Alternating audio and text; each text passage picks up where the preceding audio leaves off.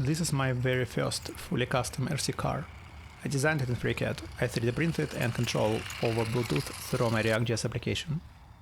Basically, I use my computer as my controller.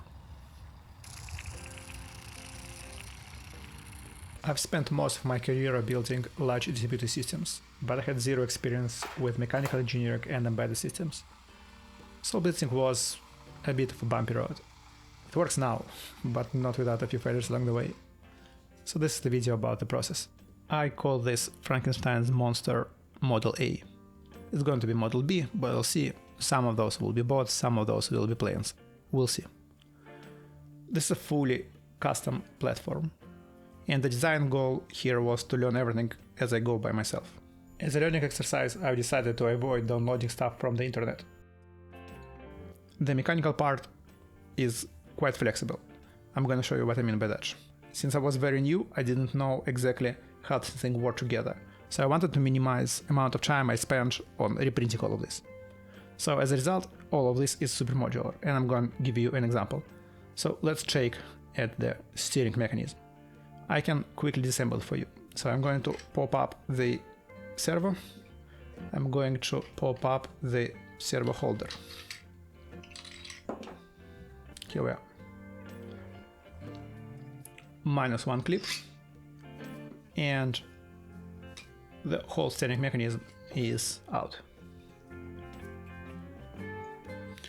And if I want to replace this area, because I was not sure if axle, 3D printed axle works, I'm going to take this clip out, and I can just pop everything else, and wheels are popped out as well.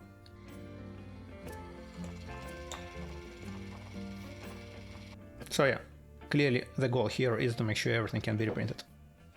And now if I talk on the back side, so I can take this element and can pop it out. All it takes is just putting this back in. And I'm going to quickly reassemble the front for you. We're going to bump the wheels. I'm going to put wheel back into this whole thing, and I'm going to put a clip to make sure it actually stays steady. Now it does not go anywhere. I'm going to pop this into the place and clip again. Now it's actually pretty steady.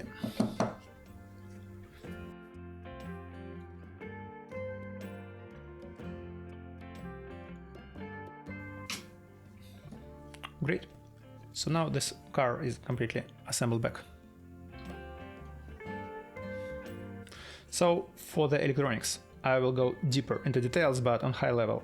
Breadboard carries Raspberry Pico and DRV8833 driver, which manages this motor. There is a direct connection, signal connection from the servo to the Pico, and on top of the Pico there is a FreeRTOS. And I'll go deeper in this a bit later. For the power, I use just off-the-shelf USB bank.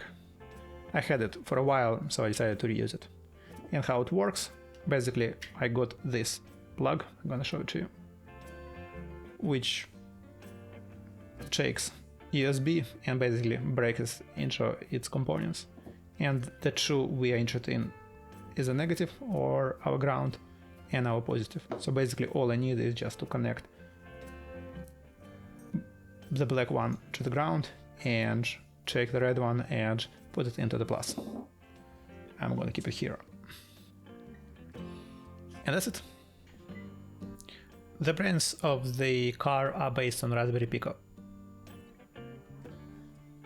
And the second unit is motor driver. In this particular case, I'm using DRV8833, mostly because it is convenient to use, it's very efficient, and it lets me to control both the speed and the direction of the motor.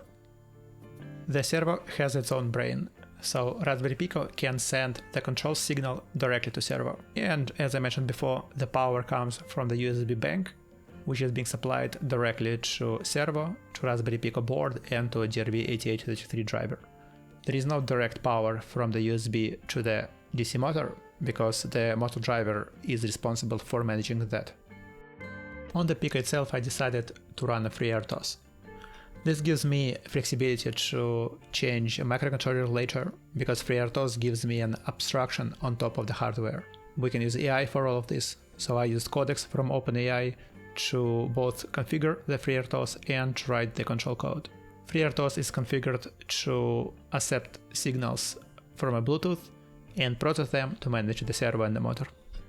On the computer, I've created my controller application. I chose React.js simply because it works well with Bluetooth when the application runs in a Chrome browser. To implement this application, I use Kiro, which is a tool from Amazon. The control message from the computer to the car has just 3 bytes. First byte is responsible for the motor, second is reserved, and third one I'm gonna use in a future project when I'll be adding an autopilot for this car. So those 2 bytes basically carry values from 0 to 200. The middle value, 100, means either stop for motor or go straight for the servo. And if you go 0 or 200, it basically manages speed forward or reverse. And similar idea works for the servo. I approached this project in small milestones. The first one was simply getting the electronics working, making sure I could control everything from the Pico. So I connected the motor and the servo and wrote a simple program with codecs that changes the motor direction and steering every few seconds. Just enough to verify that the whole control loop works.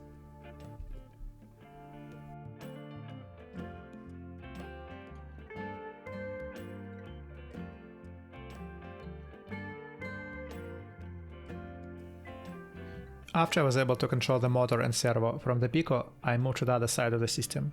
I used codecs to generate Bluetooth code so the Pico could receive commands wirelessly.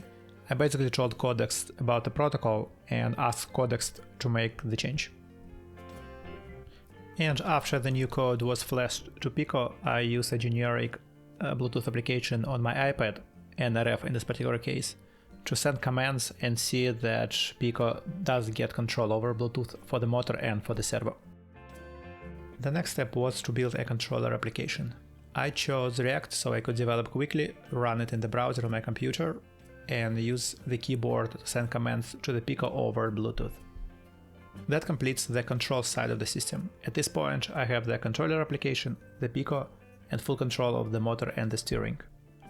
So all electronics are working, and the only thing left is to build the mechanical structure around it. Since I didn't have much experience with mechanical side, I decided to build it step by step. I started with what felt like the most complex part, the steering system, instead of trying to design the full frame all at once. To get it working, I measured the servo, recreated in FreeCAD, and designed the mechanism around it. I then used FreeCAD assembly to make sure everything moved correctly before printing. After printing the part, I was able to assemble the system and control the steering directly from my computer.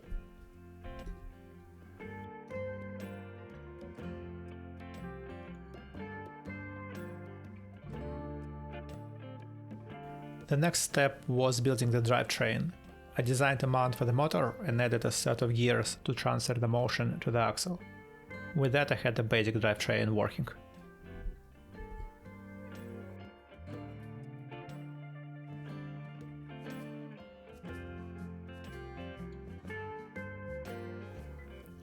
At this point, all I needed was a frame to bring everything together, something to mount the steering system and the drivetrain.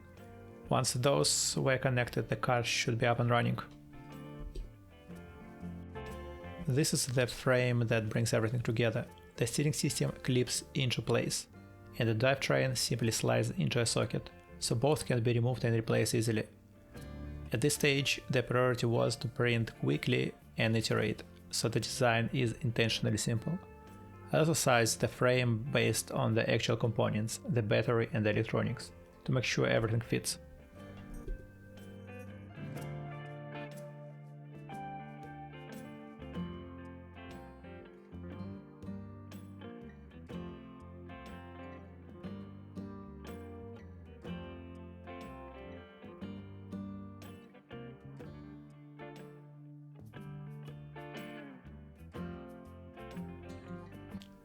After printing and assembling the mechanical parts, I realized the structure wasn't stable enough. So I added a few support clips to reinforce the system and keep everything in place.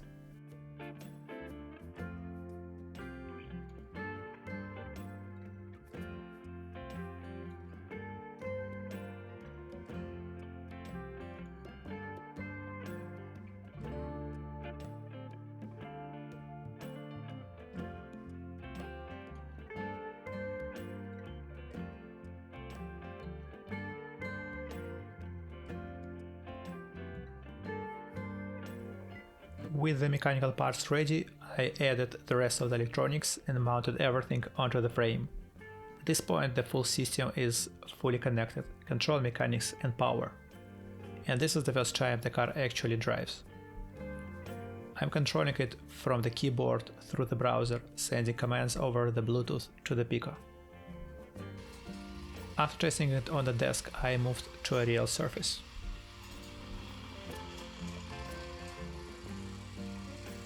Everything looked good at first, but then I ran into another issue. Apparently the electronics weren't secured, so it just fell out of the frame. Luckily I have electric tape to fix this. In the future I'm going to add a custom PCB and create a permanent mount, but tape works for now. And it's time to give it a try outside.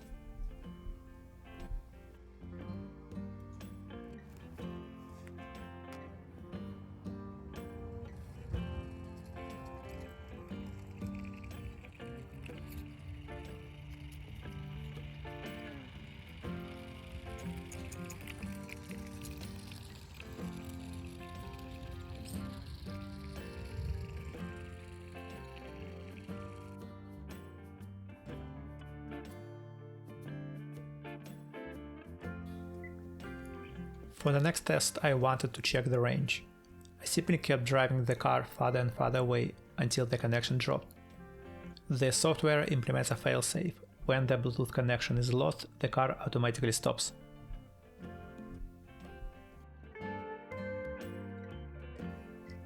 Walking back into the range restores the control.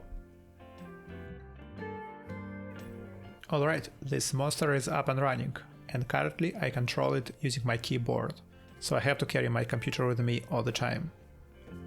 I'm going to replace my computer with an actual controller, which I'm going to design in FreeCAD and 3D print. I'm also going to use Express LRS. I'm going to use this transmitter module to initially connect it to my computer, so I can just replace a Bluetooth using a radio. And I'm going to put a receiver on top of my car. Recently I've created this board. It carries two IMU units, each with a gyroscope, accelerometer and a thermometer.